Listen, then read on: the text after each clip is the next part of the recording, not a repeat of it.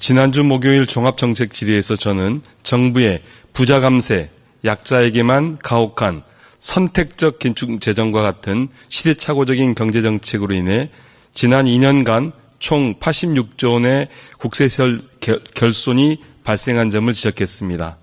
그리고 이에 대해 대통령과 정부가 국민께 사과해야 된다는 말씀을 드렸습니다. 부총리님, 네.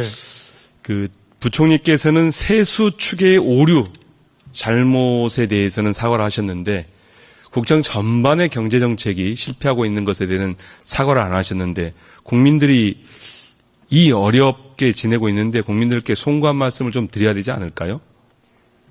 제가 세수 추계의 오류뿐만 아니라 세수 결손 부분에 있어서는 결과적으로는 뭐 여러 가지로 대외 여건이지만 그런 어떤 경제 어려움, 민생의 어려움들이 지속되는 부분에 대해서는 당국자로서 무거운 책임을 느낀다고 말씀을 드렸고요. 다만 그게 저희의 경제정책의 방향이 잘못됐다든지 뭐 이런 부분들을 의미하는 건 아니고요. 저희는 저희 경제정책의 방향은 잘 잡고 있다고 생각합니다. 여전히 방향은 정확하고 옳고, 국민들의 고통은 안중에도 없고, 국민들의 고통은 보이지 않고, 대통령의 담화와 기자회견과 같은 이야기를 부총리께서 하고 계시는 겁니다. 제가 좀 전에 국민들께서는 말씀하신 거를 죄송합니다. 제가 의원님 말씀을 끊어서 죄송합니다만 앞에 분명히 제가 안중에 없다는 말씀을 드리지 않았는데 제가 말씀하신 거를 그렇게 해석을 하시는 것은 저는 동의할 수 없습니다. 그렇게 말씀하시는 게 안중에 없는 것으로 보여지고요. 국민들은 그렇게 느끼고 있습니다. 국민들께 어떤 형태로든 간에 변화의 모습을 보여줘야 되는 것이 지금 정부의 모습이라고 생각합니다. 이대로 가게 되면 정부도 어렵고 대통령도 어려운 지경에 놓이게 되어진다는 말씀을 분명히 드리면서 질의를 하겠습니다. 세수 결손의 원인은 윤석열 정부의 부자 감소 기조에 있다고 생각합니다. 지난주에는 정부의 세법 개정으로 수십조 원의 세수 감소 효과가 발생하고 고소득자일수록 그 혜택을 크게 누린다는 사실을 말씀드렸습니다. 오늘은 부자 감세의 또 다른 얼굴인 부담금 폐지에 대해서 지적하고자 합니다. 올해 1월 16일 윤석열 대통령은 제4회 국무회의에서 부담금에 대한 전수조사를 지시했습니다. 그러자 2달 만인 3월 27일 정부는 총 91개 부담금 가운데 18개는 폐지하고 14개는 감면하겠다는 발표를 했습니다. 표와 같이요. 정비 대상 부담금 총 32개 중 정부가 제시한 부담금 경감액이 연간 1천억 원 이상인 6개 부담금이 수익 감소액을 추계한 결과 올해 7월부터 2028년까지 5년간 총 7조 3,868억 원의 재정 수입이 감소할 거로 추계되었습니다. 재정 수입 감소액은 원래 6천억 원을 시작으로 2025년 1조 5천억 원, 2026년 1조 7천억 원, 2027년 1조 7천억 원, 2028년 1조 9천억 원이 됩니다. 연평균 계산하면 1조 5천억 원이 재정이 감소하는 셈입니다. 하지만 정부는 부담금 경감 및 폐지로 발생하는 재정의 구멍을 어떻게 메울지를 발표하지 않았습니다. 부총리님. 네. 감수되어진 세수에 대한 대책이 있습니까? 저희가 발표를 안 했다고 말씀을 하시지만 일단 제가 두 가지 말씀드리겠습니다. 첫째, 이게 재정 수입의 감소라고 자꾸만 말씀을 하시는데 물론 뭐 그런 부분도 있습니다. 그렇지만 국민들의 부담이 저만큼 줄었다라고 표현을 하시는 방법도 있다고 생각하고요. 두 번째는 이런 연간 수입 감소분에 대해서는 저희가 해당 내역별로 어떤 경우에는 뭐 이게 실효성이 떨어지거나 저성과 사업들도 있기 때문에 그런 부분에 지출 효율이라도 병행을 해야 됩니다. 네. 그리고 그렇지 않은 부분들에 대해서는 저희가 특별히 여유 재원 같은 것이 있기 때문에 여전히 쓸 돈은 없다고 하시면서 계속 깎아주고 계시니까 하시는 말씀이에요. 국민들께서 실제 확인해 나가겠습니다. 부담금 경감 폐지로 지자체, 공공기관의 재정 부담이 더욱 가중될 것으로 예상되어집니다. 부담 귀속 주체별 수익 감소 규모를 분석한 자료에 따르면 기금 1조 원 표를 보시면 확인할 수 있는데요. 특별액의 3천억 원, 지자체 5천억 원, 공공기관 등 300억 원의 수입 감소 예상으로 나타납니다. 지방교부세 삭감과 경기 침체 등으로 가뜩이나 지방세수가 급감한 상황에서 지자체 또 재정 부담을 가중시키는 것입니다. 공공기관 등에 귀속되던 부담금 결손으로 인해 공공 서비스의 질이 저하될 우려가 존재합니다. 안 그래도 국세 결손으로 어려운 지자체 그리고 여러 사업들이 어려워지는데요. 과연 그러면 이 수익을 누가 얻는가 살펴보겠습니다. 부담금 폐지로 이 효과는 누가 얻는가? 학교용지 부담금과 개발 부담금 6,600원이 감소할 예정입니다. 이거는 분양 사업자와 개발 사업 시행자들이 얻게 됩니다. 그리고 이 부담은 학교용지 부담금인 경우는 전적으로 교육청이 얻게 되어집니다. 시민들에게 다시 돌아오는 것이죠. 도대체 누구를 위한 감세인지, 누구를 위한 부담금 폐지인지 확인할 수 있는 것이라고 생각합니다. 전기료를 부과되는 전력산업 기반 부담금은 또 어떻습니까? 이번 조치로 국민이 보는 혜택은 4인 가구 기준으로 연 8,000원의 감소액을 갖습니다. 그렇지만 이번 조치로 삼성전자, SK하이닉스가 얻는 혜택은 연간 300억 원이 될 것으로 추정됩니다. 산업용 전기를 많이 쓰는 사업장을 둔 대기업의 혜택이 집중될 수밖에 없습니다. 또한 부담금 감면으로 인해서 재원이 줄어든 전력기금은 어쩔 수 없이 사업비를 줄여야 됩니다. 전력기금의 용도와 정책 목표는 신재생 에너지의 보급 확대와 전략적인 지원 사업 아니겠습니까? 그런 사업들이 줄어들고 있는 것입니다. 구체적으로 말씀은 드리지 않겠습니다. 이처럼 부담금도 깎고 세금도 깎아서 정부 어떻게 이 어려운 국민의 민생 경제를 개선시키겠습니까? 저는 부총리께 다시 한번 우리 여기 있는 국무위원님께 다시 한번 말씀드립니다. 정부의 정책 기조를 바꾸지 않으면 국민의 삶은 더 피폐해질 것이고 그 책임은 여러분에게 있다는 말씀을 다시 한번 드립니다. 기후 위기 관련되어진 예산을 말씀을 드리겠습니다. 올해 서울 지역 폭염 일수가 부총리님 며칠인지 혹시 아십니까? 2년보다 많았다고 알고 있습니다. 예, 33일이고요. 작년에 19일이었습니다. 그리고 제주는 폭염 일수가 작년에 6.5일이었는데 올해는 21.3일로 기록했고요. 서울의 열대야는 원래 며칠 정도로 알고 계십니까?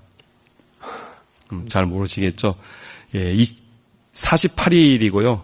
제주는 63일이었습니다. 이렇게 극단적인 기상현상이 계속적으로 발생을 하고 있습니다. 그래서 이 기후위기 문제는 환경 문제를 넘어서서 국민의 건강과 생명, 나아가 국가의 경제적 안보까지 위협하는 문제가 됐습니다. 기후위기에 대응하기 위한 국가의 재정 정책이 체계적이고 장기적인 투입이 필수적입니다.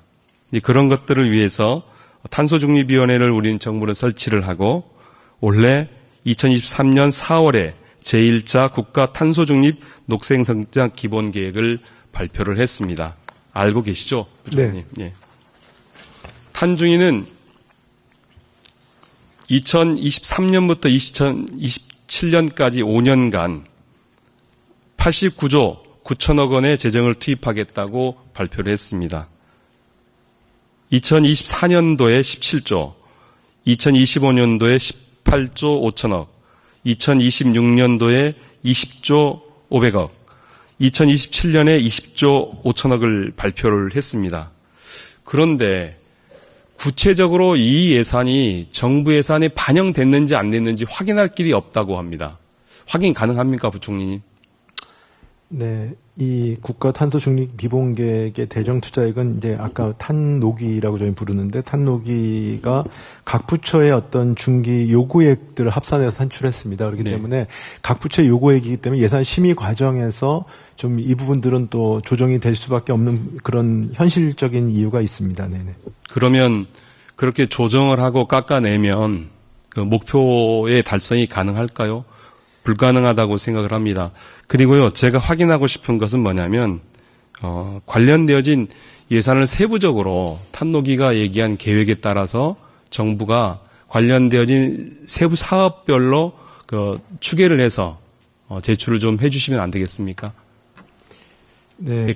그게 돼야 사실은 이 사업이 되는지 안 되는지를 확인할 수 있죠, 국민들은. 네, 그래서 저희 기재부나 재정당국에서는 이걸 집계하지 않고 있었는데 말씀 주신 것처럼 그 탄노기가 이 기본계획을 재정투자계획을 산출을 할 때 같이 좀 협의를 해가지고 이런 부분들은 저희가 좀 아니 기본계획 산출만이 아니라 네네.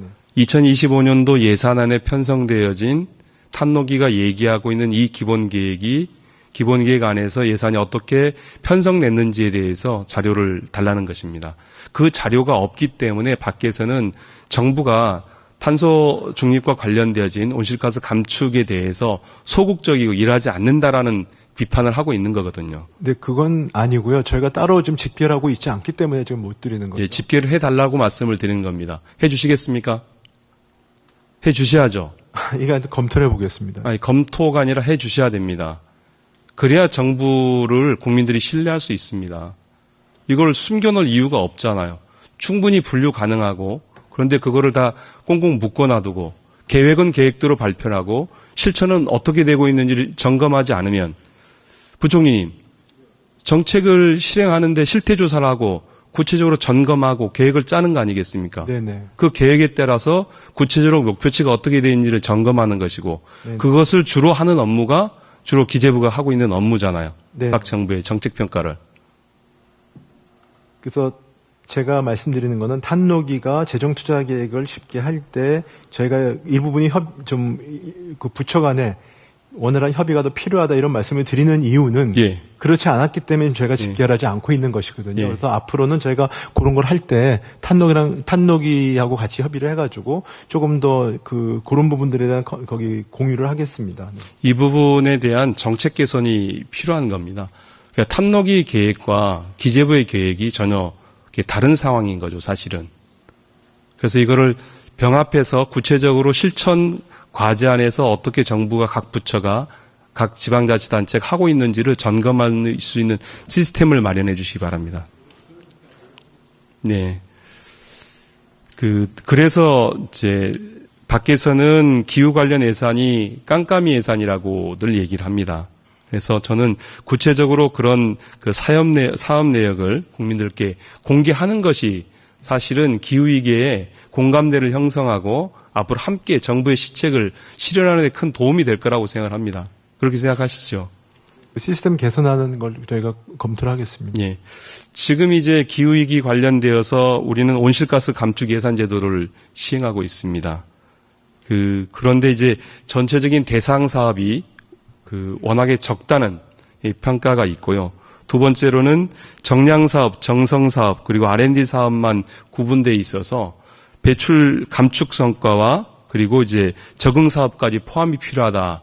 이렇게 요구를 하고 있는데 제도에 있어서 배출 부분과 적응 부분을 포함시켜야 된다고 생각하는데 부총리께는 어떻게 생각하십니까?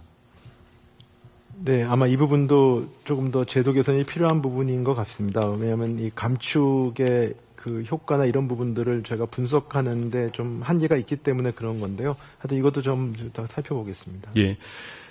전체적으로 국제사회에 우리는 2030년까지 40%로 줄이겠다고 약속을 했습니다. 그 약속을 하기 위해서는 정부의 노력만이 필요한 것이 아니라 국민과 민간 모두의 이제 노력이 필요한 것인데 이런 정보를 통해서 공개를 통해서 함께 신뢰를 획득하고 일을 할 수 있다고 생각합니다. 그래서 배출 부분과 적응 부분을 꼭 포함시켜 주시길 요청을 드립니다. 다음은 이제 기후변화에 대응하기 위한 정부 부분만이 아니라 민간 자본의 참여를 이끌어낼 방안들이 필요한데요. 어떤 방안들을 지금 우리 정부는 하고 있나요?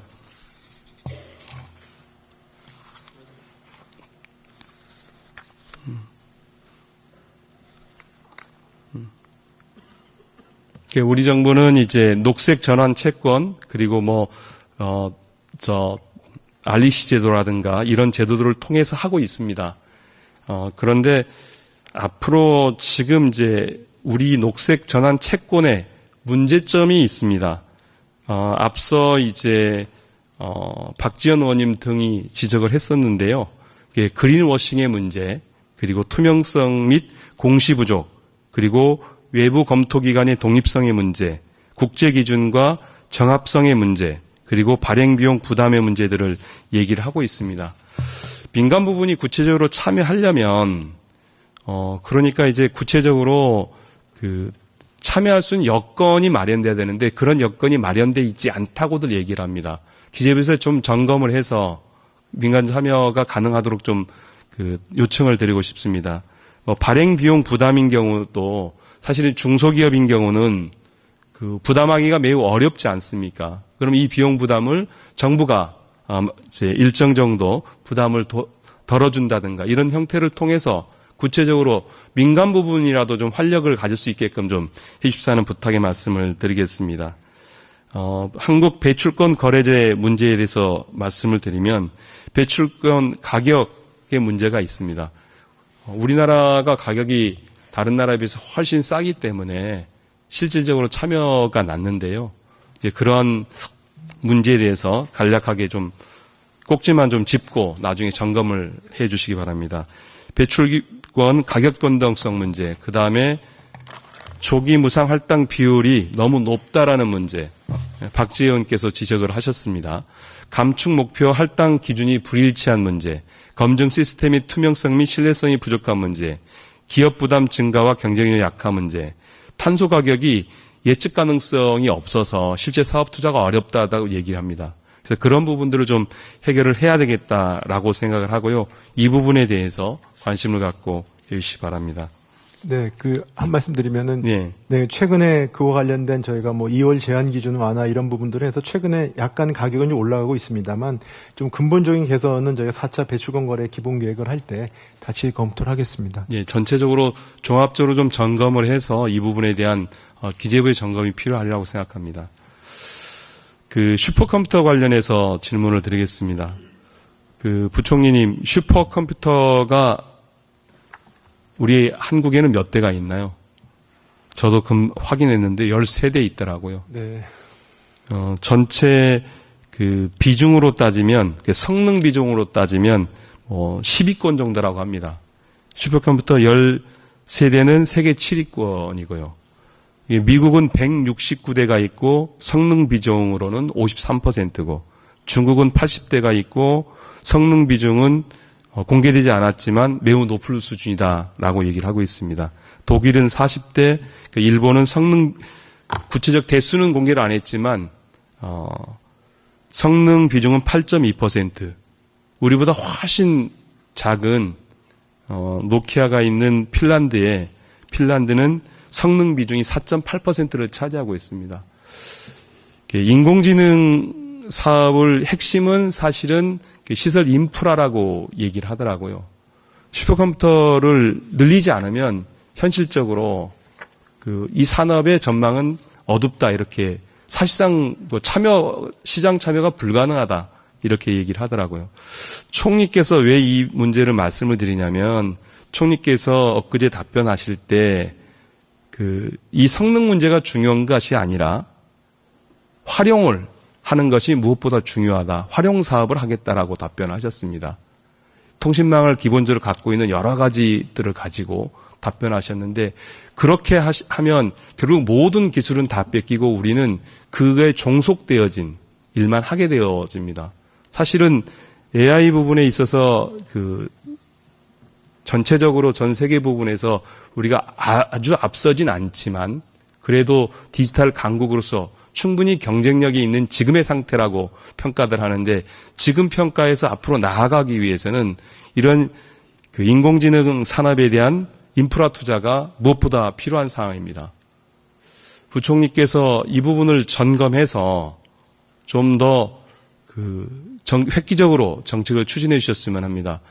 이 문제를 과학기술부 장관께 묻지 않는 것은 과기부 장관께서는 열심히 말씀하셨을 텐데 결국 부총리를 비롯한 기재부가 이걸 수용하지 못한 것이다, 이렇게 판단하거든요.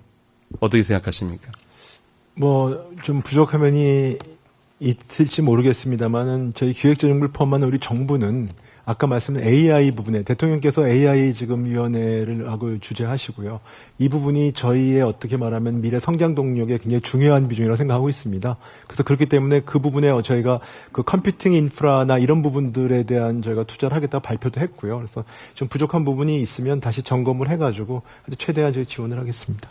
관계부 장관님께 질문을 드리는데 우리가 적정하게 우리가 예산 투자하고 있는지와 앞으로 어떻게 하실 건지. 네, 위원님, 과기정통부 1차관입니다. 그 말씀하신 대로 AI 인프라 조성의 시급성이나 선진국가의 기술 격차, 인프라 격차에 대해서는 저희들 시급히 투자가 좀 확대가 되기를 희망을 하는 부분이고요.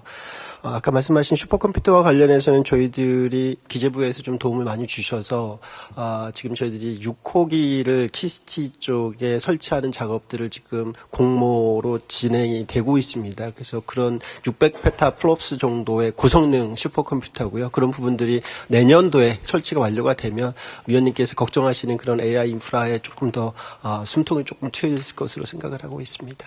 그 슈퍼컴퓨터를 지역별로 분산해 놓으면 분산의 효과가 좋나요? 아니면 직접 하는 게 효과가 좋나요? 결국 저는 어떤 얘기냐면 직접을 해두고 직접을 통해서 용량 효율을 높여야 되는데 결국 다 그 분산시켜놔서 결국 병렬식으로 되어지면 실질적으로 도움이 되지 않는다라는 전문가들의 평가에 대해서 과기부는 다시 한번 고민을 해주시기 바랍니다. 네, 어떤 알겠습니다. 지역 발전 사업이라든가 아니면 지역 국회의원 아니면 지방자치단체가 요구한다고 해서 그걸 다 찢어놓으면 아무런 의미 없는 사업을 하고 계시는 거예요. 네. 직접화시킬 수 있게끔 검토해서 보고를 해주시고 공모 진행에 대해서도 재검토해 주시기 부탁드립니다. 네, 정리해 주시죠. 예. 위원님 한 가지만 좀 위원장님 네, 한 가지만 좀 답변해 주세요. 주실까요? 네. 지금 말씀하신 대로 슈퍼컴퓨터와 이 지역에 설치되는 데이터 센터는 조금 좀 내용이 좀 다르다고 생각이 들고요. 슈퍼컴퓨터는 어쨌든 슈퍼컴퓨터를 설치할 수 있는 외국 기업들을 대상으로 해서 저희들이 사업자를 선정해야 하기 때문에 저희들이 공모를 진행하는 거고, 다만 위원님께서 말씀하신 것처럼 지역에 설치되는 데이터 센터에 대해서는 클러스터링이 저희들이 훨씬 더 효과적으로 효과가 있다라고 저희는 생각은 하고는 있습니다. 그렇게 하겠습니다. 네, 의성건 의원님 수고하셨습니다.